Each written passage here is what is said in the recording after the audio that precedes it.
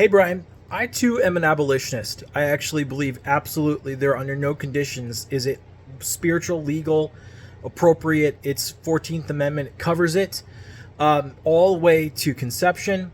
But here's the situation we are in. We are not choosing first and foremost someone who is a pastor. We are choosing someone who is going to protect our ability to even practice basic biblical values at all.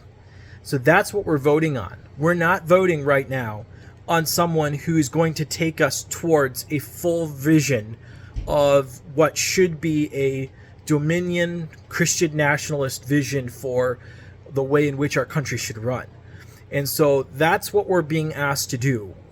Do we want to not vote and allow someone to take over whose administration is absolutely coming after every single conservative on the planet for practicing their conservative values? Or are we going to vote for the guy who's going to protect our ability to practice conservative values, even in the midst of him protecting other people's values who are reprehensible, and the idea that it's appropriate whatsoever to ever abort a child is nonsense in any circumstance, because always the result is to deliver the child, and never should we penalize the child for the crime of the parents, or in either direction, in whatever circumstance they're in. And it is not their body, it's absolutely an individual. So that's what we're faced with today. We're not faced with a choice between a figure who will be the appropriate thing that we need to have in our position of leadership as a nation that will be fully blessed by God. What we are choosing for is someone who will protect us from being actively destroyed by the federal government.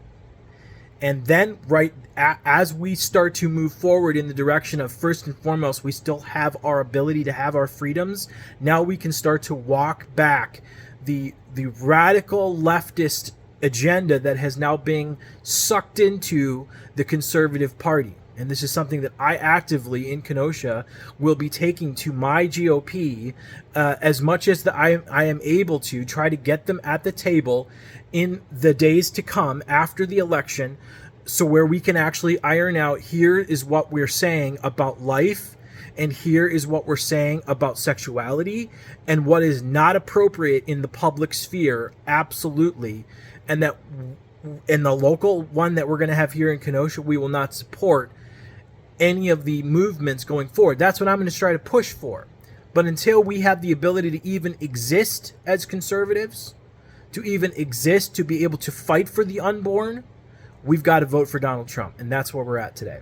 So that's what I encourage you to do. If you have a conscience that you need to vote in alignment to only on the specific ideas of abortion and homosexuality, and it is before your conscience before God, that's what you have to do, then that's what you have to do.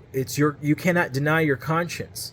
But in terms of everybody else, they have to do their conscience, and I can't in good conscience allow our country to destroy our ability to even have a church to preach the gospel for publicly. That is what Trump represents, is the ability to preserve public Christian witness, which includes fighting for the unborn. So that's my position, and I gladly accept other positions and have a good discussion with those who are full-on abolitionists, to the point where they are willing to only vote for an abolitionist candidate. I've already had discussions with T. Russell Hunter on this very thing, and he appreciated my position. So that's what I would encourage you to do, is do what God calls you to do, and we'll take steps forward in trying to actually, in the days to come, stop this horrible evil from continuing in our land.